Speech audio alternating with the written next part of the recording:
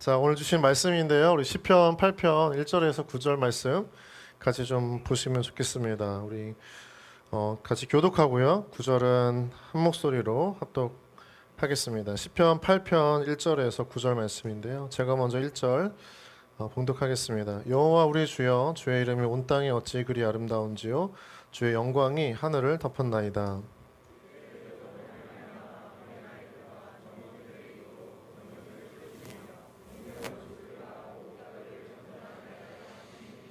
주의 손가락으로 만드신 주의 하늘과 주께서 베풀어 두신 달과 별들을 내가 보오니,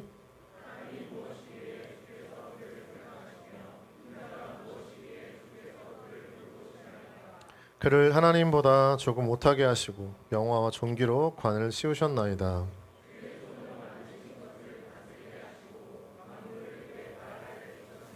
곧 모든 소와 양과 들짐승이며,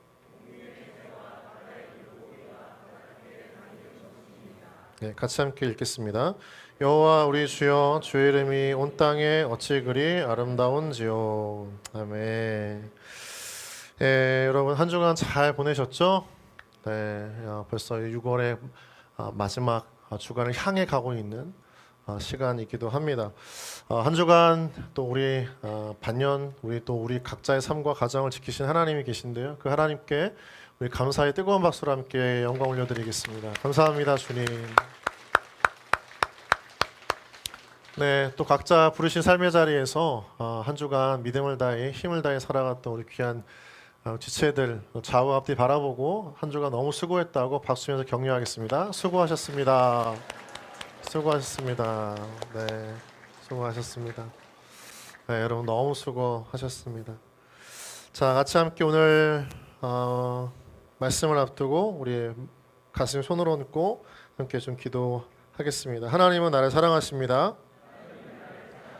나도 하나님을 사랑합니다. 주님은 내 삶의 길이요 진리요 생명이십니다. 나는 주님의 교회입니다. 거룩하고 순결한 그리스도인 되기 원합니다. 생각과 감정이 성령님의 다스리심 속에 있기 원합니다. 말과 행동에서 성령님이 드러나기 원합니다. 예수님의 이름으로 기도드립니다. 아멘. 네, 아멘입니다, 여러분. 자, 오늘 말씀은 같이 함께 좀 제목을 읽어주시면 좋겠습니다. 한번 읽어보시죠. 이제 시작. 인간 존재의 격변. 네, 인간 존재의 격변. 여러분, 앤서니 플루라고 하는 영국의 철학자가 있습니다. 이 사람은 평생을 철저하게 무신론자로 살았던 사람이에요. 그래서 그가 쓴 책은 무신론자들에게 있어서 교과서처럼 여겨졌던 책들이 너무나 많죠. 그는 신은 너무나 모호한 존재다라고 하는 것을 주장하면서 신을 부인했습니다. 그런데 그가 82세가 될 때 신은 있다라고 하는 제목을 쓰면서 자신이 추구했던 신념, 평생의 신념을 뒤지는 사건이 일어났어요. 그는 밤하늘에 떠 있는 달과 별, 너무나 정교하게 짜여진 우주의 법칙들을 다시 들여다보면서 이 모든 것이 결코 우연일 수 없다라고 하는 분명한 확신 그리고 그 진리를 발견하게 된 것이죠. 그래서 그는 그 인생의 거의 마지막 때쯤에 자신과 자신을 둘러싼 세계를 바라보는 새로운 눈을 뜨게 된 것입니다. 그래서 그런 내용을 담아서 신은 있다라고 하는 제목의 책을 쓰게 된 거죠. 새로운 눈을 떴다는 건 그 인생에 굉장히 감탄과 새로운 삶으로 한 발자국 들어가는 놀라운 여정의 시작이죠. 여러분, 한국 문학사를 대표하는 저명한 시인 중에 구상이라고 하는 분이 계세요. 이분은 돌아가셨습니다. 그런데 일제강점기부터 6.25 전쟁과 분단이라고 하는 이 시대의 격동기를 지나오면서 인간의 존재에 대한 성찰의 메시지를 담은 작품들을 많이 남겼어요. 그 중에 한 시가 마음의 눈을 뜨니라고 하는 제목의 시입니다. 그 중에 한 대목을 여러분과 좀 나누고 싶은데요. 이제사 나는 눈을 뜬다. 마음의 눈을 뜬다. 달라진 것이라고는 하나도 없는 이제까지 그 모습 그대로의 만물이 그 실용적 이름에서 벗어나 저마다 총총한 별처럼 빛나서 새롭고 신기하고 오묘하기 그지 없다. 여러분, 오늘날 우리가 살아가는 시대는 실용적 가치의 존재의 의미를 두는 거죠. 그리고 그렇게 판단합니다. 그런데 오늘 이 시의 구상 선생은 사물들의 실용성을 보지 않고 있는 그대로의 모습을 진실되게 들여다보니 총총한 별처럼 빛나더라, 이렇게 고백을 하고 있는 거예요.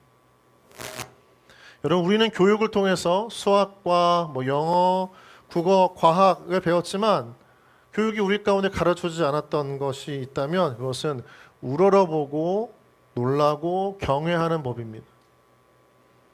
그래서 우리는 매일 뜨고 지는 해, 밤마다 떠있는 달과 별, 지금 숨쉬고 있는 우리의 몸, 우리의 인생, 그거 자체를 더 이상 신비롭게 보지 않는 거죠. 그렇기 때문에 우주의 장엄함, 그리고 그 안에 있는 우리 자신의 존재에 대한 가치, 그 의미를 보면서 그 위대함에 눈을 뜨는 그 감탄이 우리 가운데 필요하다는 것을 알려주고 있습니다. 시편 8편을 쓴 다윗을 보세요. 다윗은 지금 들에서 양을 치는 목동입니다. 매일 똑같은 밤하늘, 똑같은 별을 보았을 텐데 그는 매번 감탄을 하고 있는 거예요. 여호와 우리 주여, 주의 이름이 온 땅에 어찌 그리 아름다운지요. 그는 자신을 둘러싼 세상을 보면서 감탄합니다. 그리고 나서 그 시선은 하늘에 멈춰 있지 않고 자기에게 돌아옵니다.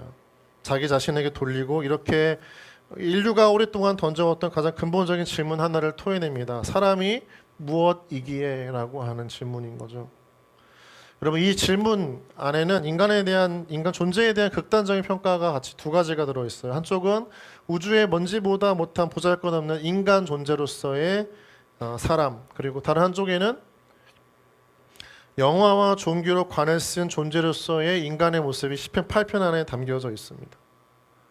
시편 8편 안에는 인간을 먼지와 같은 존재로 보기도 하고요. 또 한편 그런 존재를 영화와 종교로 관을 쓴 너무나 놀라운 존재로 표현하고 있어요.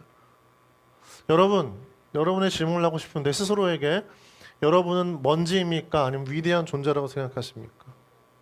네, 우리 옆에 있는 분들과 좀 바라보실 때 되게 어색한 사이일 것 같은데요. 자신이 어떤 존재 같은지 잠깐 한번 이야기해 보세요. 나는 먼지 같은 존재라고 느껴집니다. 아니면 위대한 존재라고 느껴집니다.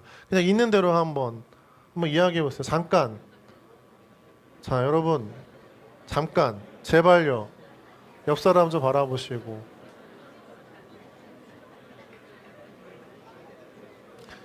어떤 분은 저는 정말 겸손하게요. 저는 먼지 같은 존재예요. 이렇게 이야기하시는 분이 있을 수도 있죠.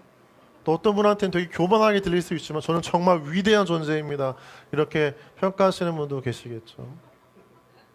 근데 여러분, 말씀을 듣다 보면 이 두 가지가 다 우리 안에 있다는 걸 우리는 발견하게 됩니다. 시편 8편은요. 이 격변, 인간 존재의 격변, 나는 먼지인가 위대한가라고 하는 이 인간 존재의 진폭 사이에서 인간이 어떻게 그렇게 바뀌어지는가를 명확하게 드러내고 있어요. 본문을 들여다보면 다윗은 시편 8편을 시작하면서 먼저 자신에게 주목하지 않고 있습니다. 자신을 둘러싼 세계를 먼저 노래하고 묵상해요. 우리 1절과 3절인데요. 같이 한번 읽어주시겠습니까? 시작. 여호와 우리 주여, 주의 이름이 온 땅에 어찌 그리 아름다운지요. 주의 영광이 하늘을 덮었나이다. 3절입니다. 주의 손가락으로 만드신 주의 하늘과 주께서 베풀어 두신 달과 별들을 내가 보니. 다윗은 1절에서 먼저 주의 영광이 하늘을 덮었다 이렇게 노래하고 있고요. 3절에서는 주의 손가락으로 만드신 주의 하늘과 주께서 베풀어 두신 달과 별들을 내가 본다 이렇게 이야기합니다. 여러분, 다윗은 자신의 인생에서 자신의 존재 가치에만 주목한 사람은 아니었습니다. 다윗은 자신의 가치를 어떻게 높일까, 드러낼까, 어떻게 증명할까에만 신경 쓰며 살던 사람은 아니었어요. 다윗은 자신이 속한 세계를 만드신 분이 누구인가에 대해 먼저 주목하고 있는 사람이었습니다. 여러분, 다윗이 주목하고 있는 분은 누구죠? 다윗은 어떻게 고백하고 있어요? 온 우주를 창조하신 하나님, 그 하나님의 이름을 지금 찬양하고 노래합니다. 온 땅에 어찌 그리 아름다운지요. 주의 영광이 하늘을 덮었습니다. 주의 손가락으로 만드신 달과 별을 하늘을 봅니다. 여러분, 굉장한 시선이에요. 여러분, 다윗은요, 우주를 보면서 우주를 창조하신 하나님을 보고 있습니다. 그러니까 하늘을 보지만 하늘을 보면서 하늘을 만드신 하나님을 보는 거죠. 달을 보지만 달을 보면서 하나님을 만나고 있는 겁니다. 별을 보면서 다윗은 하나님을 만나고 있어요. 그래서 감탄하죠. 주의 손가락으로 만드신. 다윗은 하늘과 달과 별을 이라고 하는 그 놀라운 우주의 작품을 보면서 그 너머에 있는 작가를 떠올리고 있고 만나고 있는 거죠. 여러분, 화가에 대한 깊은 이해와 지식이 있는 사람들은요, 그 화가가 만든 작품을 보는 안목이 다르죠. 그림을 그려나가는 그 붓터치를 보면서 화가의 내면 세계, 그리고 그 감정, 그리고 이것을 그렸을 때 그 호흡과 손길들을 떠올리는 것입니다. 그래서 작품에 담긴 붓터치는요, 시각적 언어라는 말이 있어요. 작품에 담긴 화가의 붓터치는 시각적인 언어라고 말하는 거죠. 여러분, 다윗은요, 훗날 147편 4절에서 별을 보면서 하나님의 내면 세계, 하나님이 어떻게 이런 창조를 만드셨는지를 하나하나 보고 있습니다. 147편 4절 말씀인데요. 같이 한번 읽어주시겠습니까? 시작. 그가 별들의 수요를 세시고 그것들을 다 이름대로 부르시는도다. 여러분, 정말 하나님이 별 하나하나를 이름을 불러가시는 걸 다윗이 들었을까요? 그렇지는 않다는 거예요. 그러나 그 별 하나하나의 존재를 있는 그대로 바라보니까 그 별을 향한 하나님의 애정어린 진심과 심혈을 기울였던 그 창조의 손길들을 느끼고 보고 경험하는 거죠. 여러분, 하나님은요, 하나님께서 창조하신 모든 작품에 심혈을 기울이셨습니다. 그분은 진액을 쏟아서 창조하셨어요. 온 우주 안에 별들 하나하나에 다른 말로 하면 하나님의 신성과 능력이 깃들어져 있다는 거죠. 여러분, 그래서 우리는요, 자연 속에서 하나님을 느끼고 만날 수 있습니다. 하나님을 찬양합니다. 아름다운 것을 보면 입에서 찬양이 터져 나오는 거예요. 제가 잠깐 미국에 있을 때 귀국하기 전에 여행을 할 수 있는 기회가 있었습니다. 마침 그날이 주일이었고요. 이렇게 라스베가스를 지나서 LA로 가는 과정에서 요세미티 국립공원이라는 데를 들렸어요. 근데 그날이 주일이었는데 함께 간 여행의 동반자들과 함께 예배를 드려야 하지만 그 근처에 국립공원엔 교회가 없잖아요. 그래서 잔디밭에 그냥 앉아가지고 성경책을 꺼내서 찬양을 부르려고 하는 순간에 주위를 둘러보니까 그 감탄스러운 자연의 그 아름다운 모습을 보고 찬양을 안 할 수가 없었던 거예요. 그럴 때 그때 같이 함께 여행을 갔던 5명의 동반자들 모두가 다 함께 떠올렸던 똑같은 찬양이 있어요. 주 하나님 지으신 모든 세계. 그 찬양 한 구절 한 구절을 고백하는데요. 여러분, 악기와 밴드의 반주는 없어요. 화려한 화음도 아니에요. 그런데 마음에 하나님께서 부어주시는, 자연을 통해 우리에게 부어주시는 감격과 감동이 있는 거죠. 여러분, 우리가 너무나 쉽게 잊혀져 버리고 외면하고 주의를 기울이지 않지만 이미 우리를 둘러싼 주위, 우리를 둘러싼 환경 안에 하나님의 심혈과 진액을 쏟아서 만든 창조의 작품들, 자연이 있고요. 그 속에 하나님이 계십니다. 여러분, 그래서 여러분, 사람들은요, 이국적인 풍경과 화려하게 펼쳐진 야경을 보고 감탄하지만 크리스찬들은 바로 이 하나님의 자연, 하나님의 창조적 능력이 깃들어져 있는 이 세계를 보면서 자연스럽게 찬양하고 고백하고 또 기쁨과 탄성을 자아내는 것, 이것이 바로 크리스찬들이 가지는 하나님을 향한 자연스러운 반응이라는 거죠. 여러분, 우리 블레싱 여러분, 우리 여행을 가서 멋지고 이국적인 풍경에 감탄하고 자신의 그 멋진 모습에 막 이런 감탄사를 내뱉기 이전에 하나님께 창조하신 이 우주적 작품에 대한 그 감탄과 품격이 있는 고백이 터져나오는 여러분 되어지기를 주님의 이름으로 축복합니다.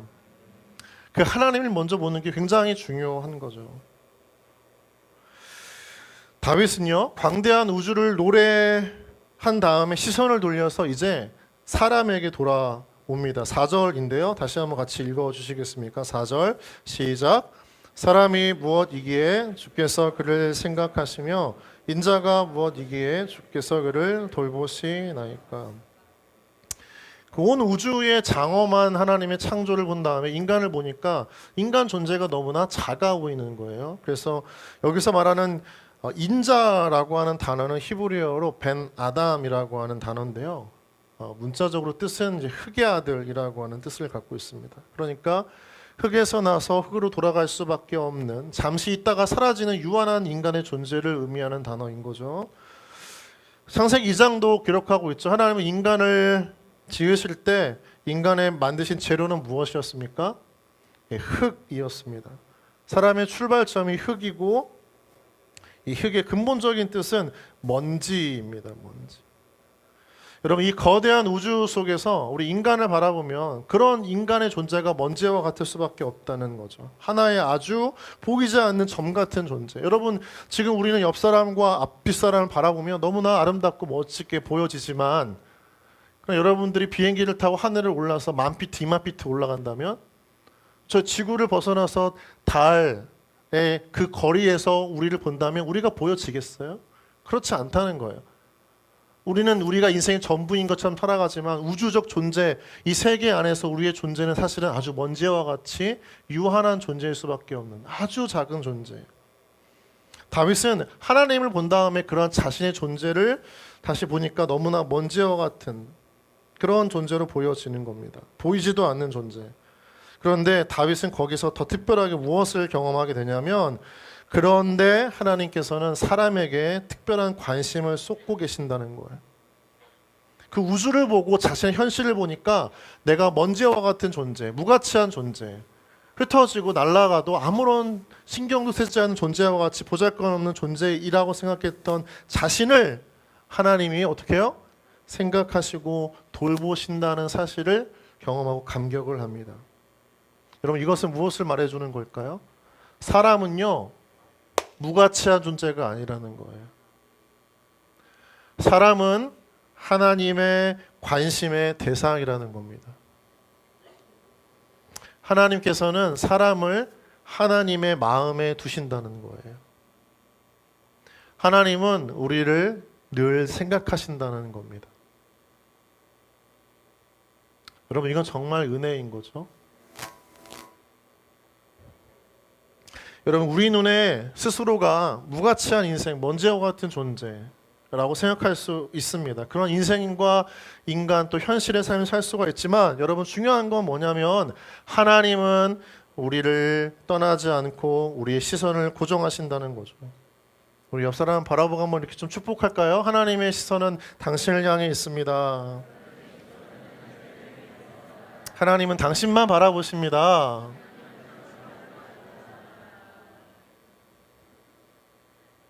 여러분, 이건 정말 하나님의 특별한 사랑이라는 거예요. 우리의 존재 자체가 무가치한 존재로 전락해도, 우리 스스로가 우리 존재 자체를 비하해도, 내 인생을 혐오해도, 우리의 인생을 수치스러워해도 하나님은 여전히 하나님의 마음에 우리를 품으시고 바라보시는 하나님이라는 거죠. 우리에게 끊임없는 부정적인 자기평가와 의미 부여에도 불구하고 그것과는 관계없이 하나님은 여전히 우리를 가장 뜨겁게 생각하시고 가장 한없이 돌보시는 하나님. 여러분, 하나님은요, 여러분을 사랑하십니다. 믿으십니까? 네, 여러분 한번 가슴에 손을 한번 얹어보세요. 그리고 스스로에게 한번 이렇게 좀 고백해 봅시다. 하나님은 나를 사랑하십니다. 하나님은 나를 정말 사랑하십니다. 하나님은 나를 뜨겁게 사랑하십니다. 나는 나 자신을 무시하지 않겠습니다. 나는 나 자신을 비하하지 않겠습니다. 나는 나 자신을 존귀하게 여기겠습니다. 여러분, 그 은혜가 있기를 주님의 이름으로 축복합니다. 사람들이 뭐라 해도 사람들의 말과 반응이 여러분의 가치를 규정하지 않습니다. 스스로에 대한 자기 인식도 우리 존재의 가치를 규정하지 않습니다. 하나님은 여전히 여러분을 마음에 가장 뜨겁게 깊게 넓게 품고 사랑하시고 생각하시는 하나님. 인간을 향한 하나님의 생각과 관심은요, 단순히 생각하고 돌보신다는 표현으로 끝나지 않습니다. 구체적으로 드러나요. 우리 5절 말씀인데요. 같이 한번 읽어주시겠습니까? 5절 시작. 그를 하나님보다 조금 못하게 하시고 영화와 존귀로 관을 씌우셨나이다. 여러분, 이 한 구절 안에 인간 존재에 대한 성경의 평가가 압축되어져 있어요. 방금 전까지는 먼지와 같은 존재를 그냥 생각하고 돌보신다는 표현뿐이었지만 하나님이 그것에 만족하지 않으시는 거예요. 하나님께서 다시 그 인간을 구체적으로 어떻게 생각하시는지를 드러내고 있습니다. 하나님은요, 사람을요, 다른 우주의 다른 피조물과 비교하지 않으셨습니다. 별과 비교하지도 않고요, 천사와 비교하지도 않으셨습니다. 하나님은 인간을 누구와 비교하셨어요? 하나님과 비교하셨습니다. 그리고 영화와 존귀라는 표현을 하잖아요. 그렇죠?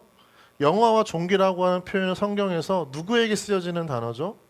하나님께만 쓰여지는 표현이에요. 그런데 그 영화와 존귀의 관을 사람 머리 위에 씌워 주신다는 것은 그렇게 먼지와 같은 인간을 영화롭고 존귀하게 인정하시고 축복하시고 대하시는 하나님. 여러분, 우리의 존재 자체가 세상에서 평가받을 때 정말 한없이 나락으로 떨어지고 그런 등급을 맺게 되어지는 상황일 수는 있지만, 뭐 연봉을 얼마 받았어, 직급이 뭐야, 너가 가지고 있는 것은 무엇인가, 이 물질적 가치가 우리의 존재를 절대 규정하지 않고 끊임없이 하나님은요, 우리를 영화롭고 존귀하게 하신대요. 왜일까요? 창세기 1장 26절과 27절을 같이 한번 읽어주시겠습니까? 시작. 하나님이 이르시되 우리의 형상을 따라 우리의 모양대로 우리가 사람을 만들고 그들로 바다의 물고기와 하늘의 새와 가축과 온 땅과 땅에 기는 모든 것을 다스리게 하자 하시고, 하나님이 자기 형상 곧 하나님의 형상대로 사람을 창조하시되 남자와 여자를 창조하시고. 하나님의 모든 관심은 인간에게 있었습니다. 여러분, 하나님의 창조 사역의 절정의 가장 그 마지막 버전이 누구냐면 바로 인간인 거죠. 하나님은 우주의 모든 것들을 창조하신 후에 가장 마지막에 인간을 두셨어요.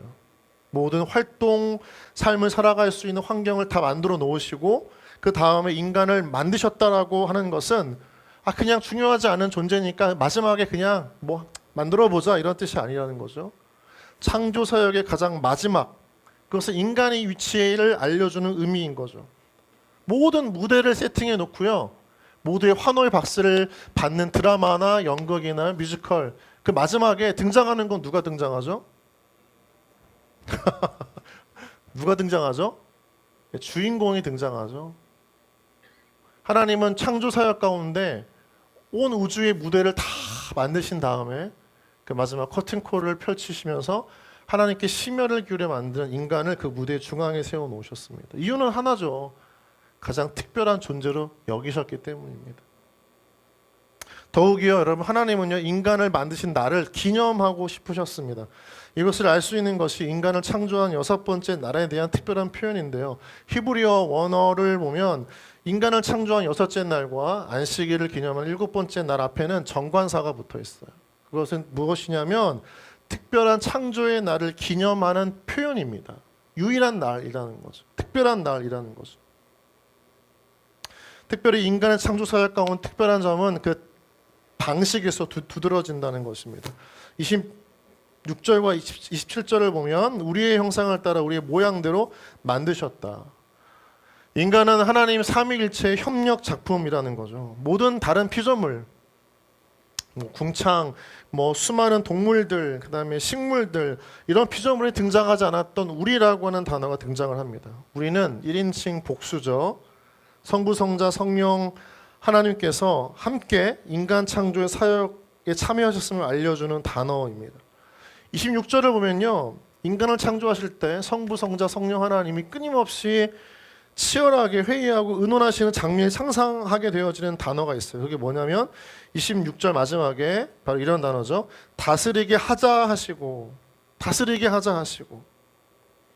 그러니까 하나님이 인간을 창조하실 때 얼마나 많은 고민과 애씀 속에서 인간에 대한 고민 속에 인간을 창조하셨다는 것을 알려주는 특별한 표현입니다.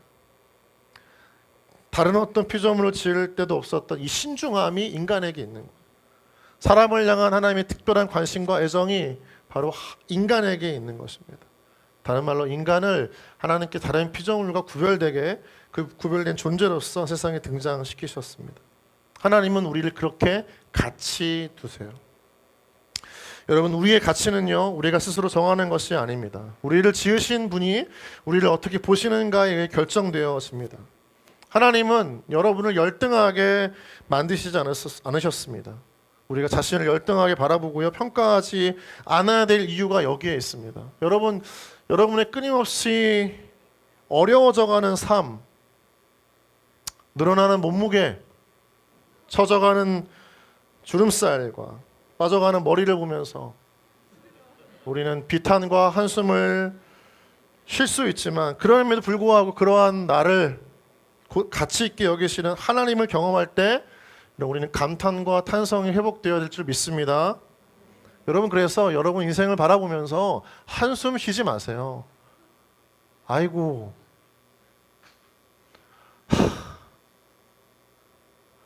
오히려 여러분의 인생을 보면서 우리를 영화롭고 존귀하게 만드신 하나님을 떠올려 보세요. 그 하나님 우리 자신을 어떻게 지금 의미 부여하시는지를 한번 묵상해 보세요. 그리고 감탄하고 탄성을 내지르는 여러분 모두가 되어지기를 다시 한번 주님의 이름으로 축복합니다.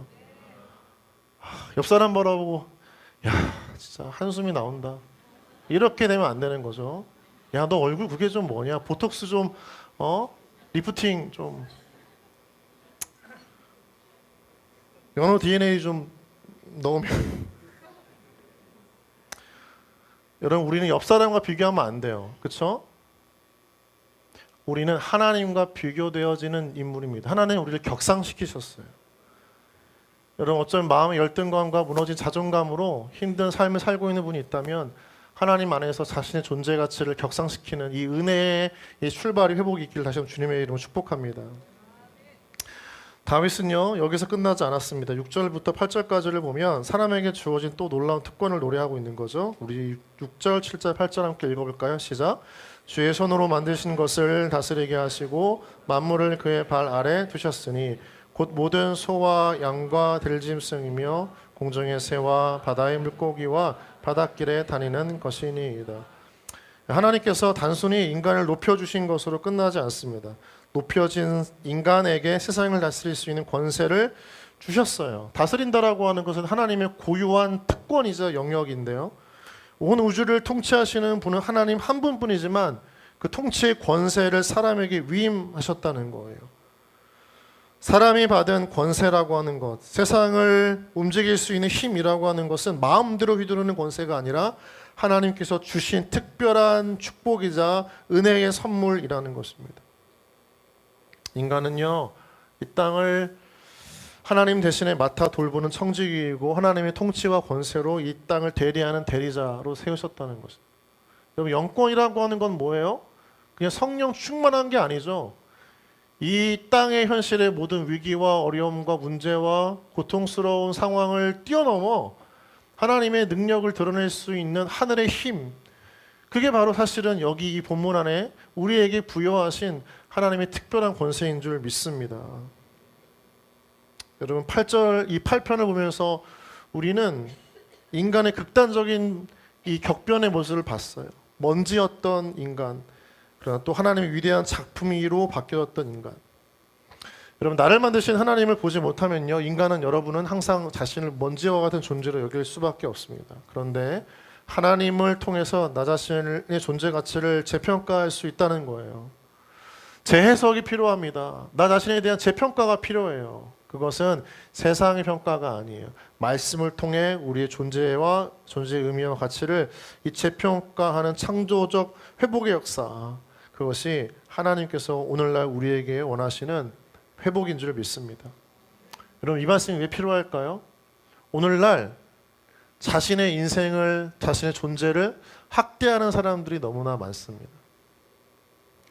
자신을 극대화하는 것도 되게 문제가 되겠죠. 그런데 오늘날 많은 사람들은 자신을 되게 멸시해요. 자신의 인생을 되게 비하합니다. 무시해요. 사람들이 무시하기 전에 자신 존재를 먼저 무시해요. 그리고 배척합니다. 자신의 인생을 내팽개쳐 버리면서 아무렇게나 다뤄요. 자신이 존귀하다는 것을 알지 못한 채 방치하는 인생을 사는 분들이 많습니다. 그러나 여러분, 우리는 우리의 존재와 그 가치가 방치되어서는 안 된다는 거예요. 우리는 소모품이 아닙니다. 우리는 실용적 가치를 가져야 하는 존재가 아닙니다. 우리 안에는 하나님의 신성과 능력이 깃들어 있는 하나님의 형상입니다. 이것을 회복하는 것이 참다운 인간, 그리고 참 의미의 인생의 가치를 회복하는 길이라는 거죠. 만약 여러분 오늘 이 자리에 자신의 존재 가치가 무너지고 인격으로서, 그리고 또 인간으로서 이 치열한 현실 속에서 그 존엄이 짓밟힌 채 고통받는 분들이 있다면 그분에게 필요한 것은 바로 십자가입니다. 인간이 자신의 가치를 가장 분명하게 드러내는 자리는 거울이 아니고요, 십자가 앞입니다. 하나님은 깨어지고 무너진 우리의 형상을 다시 회복시키기 위해서 자신의 아들 예수 그리스도를 십자가에 죽게 하시고, 우리가 그만한 대가를 지불할 만큼 가치 있는 존재가 아니었음에도 불구하고 우리를 사랑하셨기 때문에 그 십자가에 자신의 아들을 내어줌으로 우리가 얼마나 존귀한 존재를 보여주신 것이죠. 그래서 고린도후서 5장 17절은 이렇게 말하고 있습니다. 같이 함께 읽어주시겠습니까? 시작. 누구든지 그리스도 안에 있으면, 5장 17절, 고린도후서 5장 17절 없나요? 네, 죄송합니다. 제가 읽어드리겠습니다. 누구든지 그리스도 안에 있으면 새로운 피조물이라 이전 것은 지나갔으니 보라 새 것이 되었도다. 여러분, 새 것이에요. 하나님 안에서 자신의 인생을 오늘 하루 새롭게 해석하면 그날이 새 날이에요. 믿으십니까? 하나님 말씀 안에서, 이 십자가 안에서 구원받은 우리 안에, 그 은혜 안에서 자신의 인생을 다시 바라보는 이 재해석의 관점에 은혜가 있기를 주님의 이름으로 축복합니다. 열등감에 끌려다니지 마십시오. 자기 비하에 빠져서 인생을 원망하지 마십시오. 혐오와 멸시에 사로잡혀서 자신을 학대하지 않으시는 여러분 되었으면 좋겠습니다.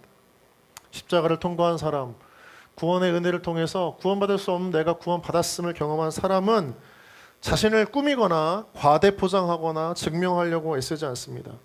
자신을 무시하는 말 한마디에 발끈하지 않습니다. 무너지지도 않습니다. 그는 이미 하나님께 가장 존귀한 존재로 인정받았기 때문입니다. 여러분, 여러분의 정체성은, 존재의 가치와 인생의 의미는 환경이나 성취나 타인의 평가 위에 세워지는 것이 아니고 여러분을 지으시고 여러분을 위해 죽으신 그 십자가의 그 주님, 하나님 그 안에서 세워지는 것임을 믿는 여러분 모두가 되어지길 다시 한번 주님의 이름으로 축복합니다.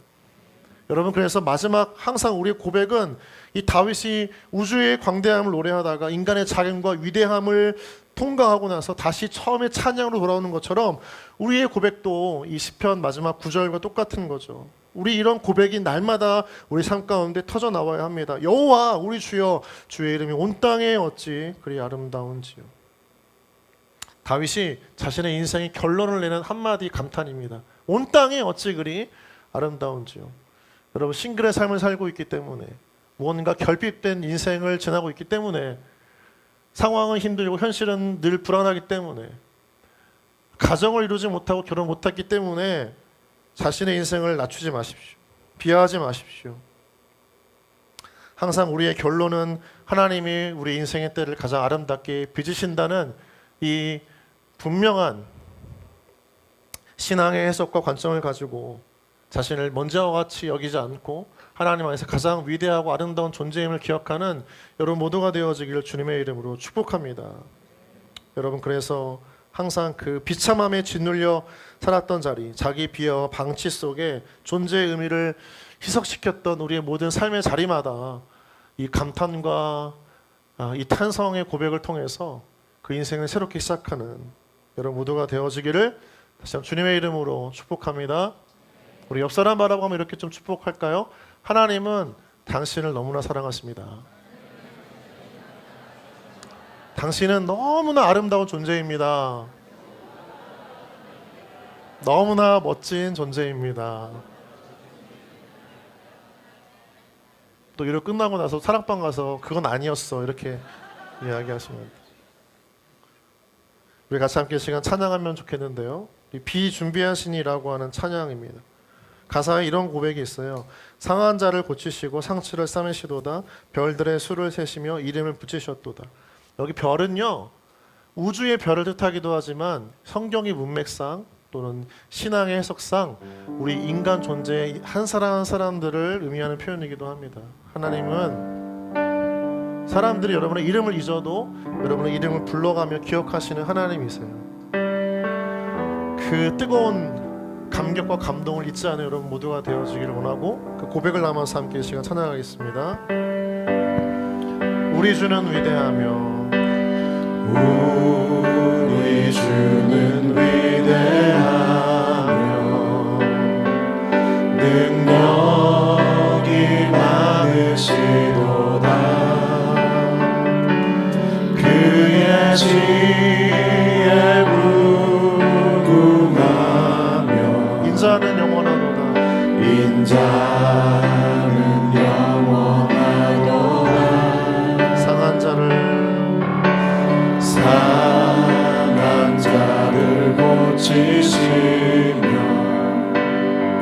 상처를 싸매시도다. 별들의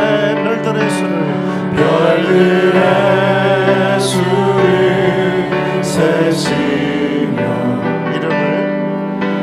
이름을 붙이셨도다. 그가 구름으로 하늘을 덮으시며 땅을 위하여 준비하시니 예루살렘아 여호와를 찬송할지어다. 내 하나님을 감사함으로 그 앞에 나가며 주님께 앞에 경배해. 우리 주는 위대하며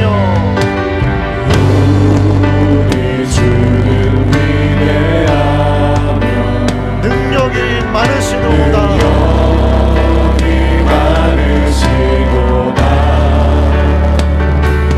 그의 지혜 무궁하며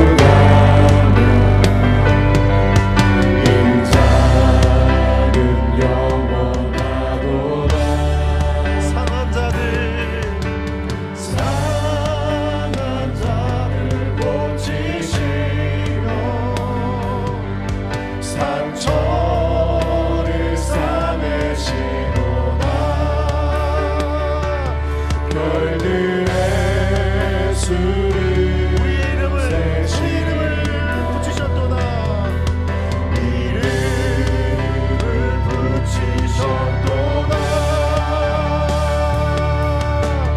그가 구름으로 하늘을 덮으시며 나를 위하여 준비하시니 그가 구름으로 하늘을 덮으시며 그가 구름으로 하늘을 덮으시며 땅을 위하여 준비하시니 그가 구름으로 하늘을 그가 구름으로 하늘을 덮으시며 땅을 위하여 준비하시니 예루살렘아 예루살렘아 여호와를